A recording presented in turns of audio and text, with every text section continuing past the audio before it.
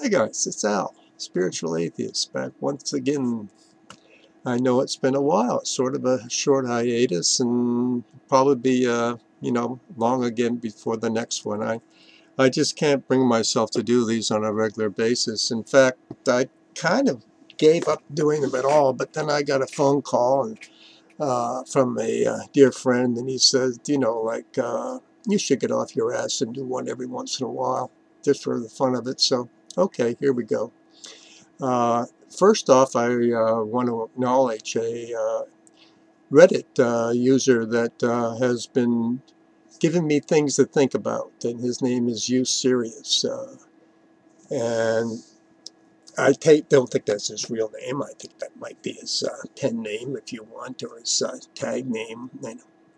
But he makes very good point that spiritual teachings really aren't very useful to those who have more major things to concern themselves with, like, say, starvation or war, things like this. And he's right. He is absolutely right that there is way, way too much suffering in the world. And most of us are abusers of it. That is the situation we find ourselves in.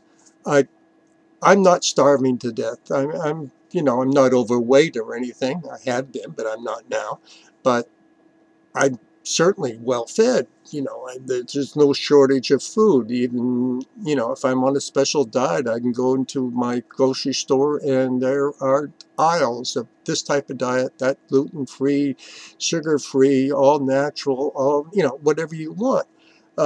It's a luxury that we take as a necessity, or just the way life is. You fill up your grocery basket and come home, and you can afford to do that. And of course, there's another cost that we don't see for that, and that is that usually a child will starve to death every 5 to 15 seconds. That's true. There is an interdependence that exists regardless of your beliefs or your whatever. That interdependence of all of us on each other is, I think, undeniable. And, we owe it to each other to acknowledge that.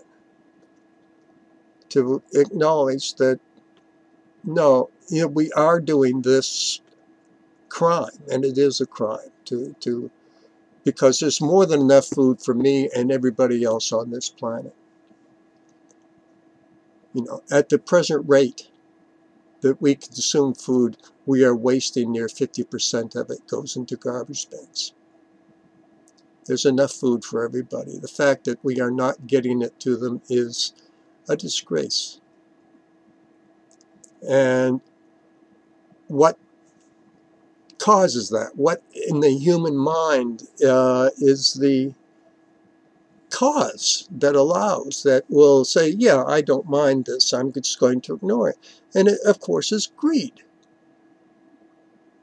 And as I look at the political situation and our political leaders, there's no shortage of greed in the human race right now.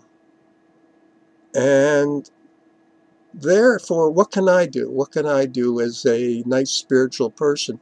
Well, I can try my best not to add to it. Would that help a bit? I don't know, but it's something I can do.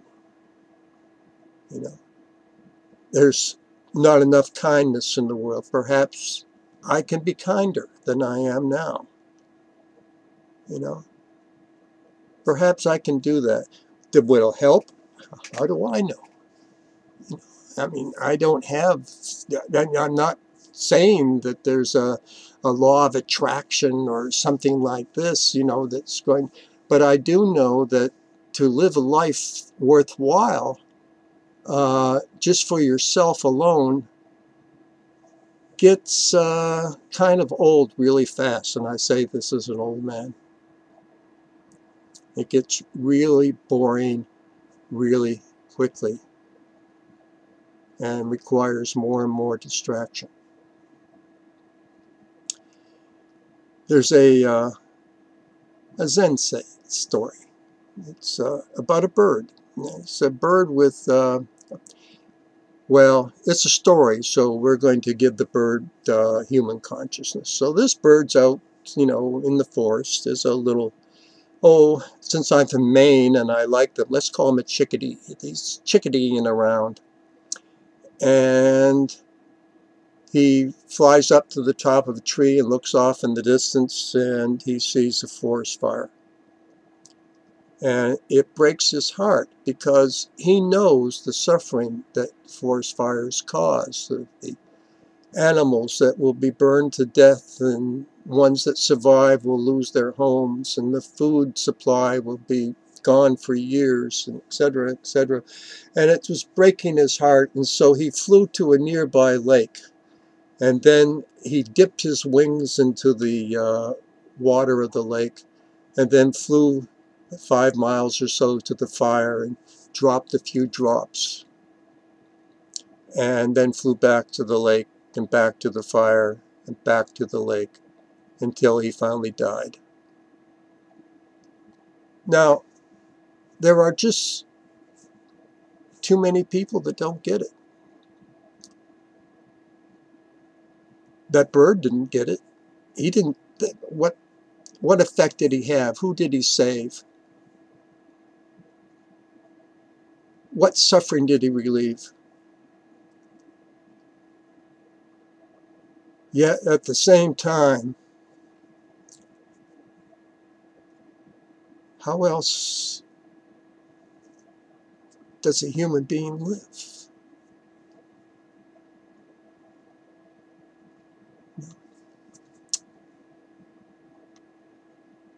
There's another Zen story about a oh, I forget the name of the master, but anyway, he's sitting there and somebody sitting on his rug, and somebody mentions that a temple is on fire in the next town over, and he stands up and picks up his rug and waves it at the direction of the temple to blow out the fire.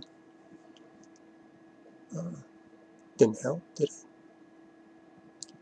What do we do? You know, that what's needed and what can we give? You know, and we don't necessarily give by giving money or things like this. We give too by enjoying, by adding to the enjoyment of life, by enjoying our lives. And as much as we can, enjoy our lives free of exploitation. Speaking of which leads me to my next subject, and then I'm out of here. I have been thinking a great deal about outlaws and how necessary they are, especially in the American experience, but I think in the worldwide experience. That society's laws tend by nature to be static, even democratic societies. Once they're laws, they are hard to get rid of. And how do we get rid of laws then? Well, usually people who are saying, no, we're not going to obey this law or that law. The operators of the Underground Railroad were outlaws. The civil rights people were outlaws. Martin Luther King spent time in jail, outlaw. The civil rights movement, the women's movement, outlaws. There's the women who were disobeying laws. Stonewall. Is that right? Stonewall. The beginning of the gay civil rights.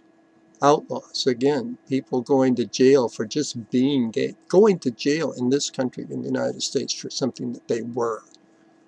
You know, God. And then in England, Alan Turing, who was probably single-handedly did more than anyone else to win the Second World War, was driven to suicide because he was gay.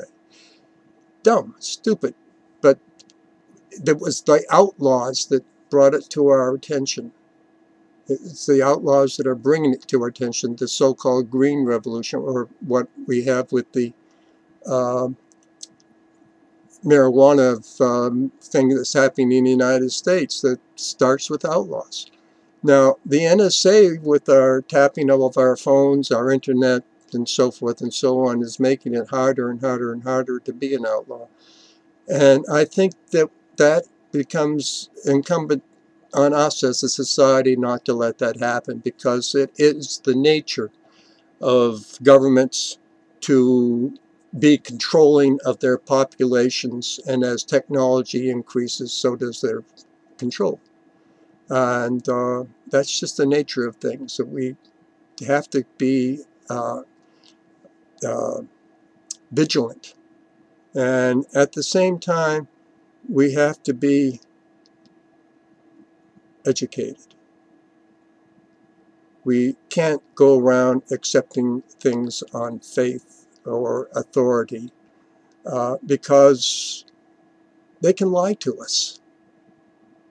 You know, and if we haven't taught ourselves or taught our children how to be skeptics, and that, yeah, you don't have to believe things to, you know, to enjoy the benefits of spirituality. And I'll say it again, that there is no experience that a theist or any type of spiritual person can claim that isn't available to a spiritual atheist. I mean, I don't need the God figure to experience the same joy, the same ecstasy that those who experience God directly or claim that they do. I can have that experience without the God figure, the fictional figure.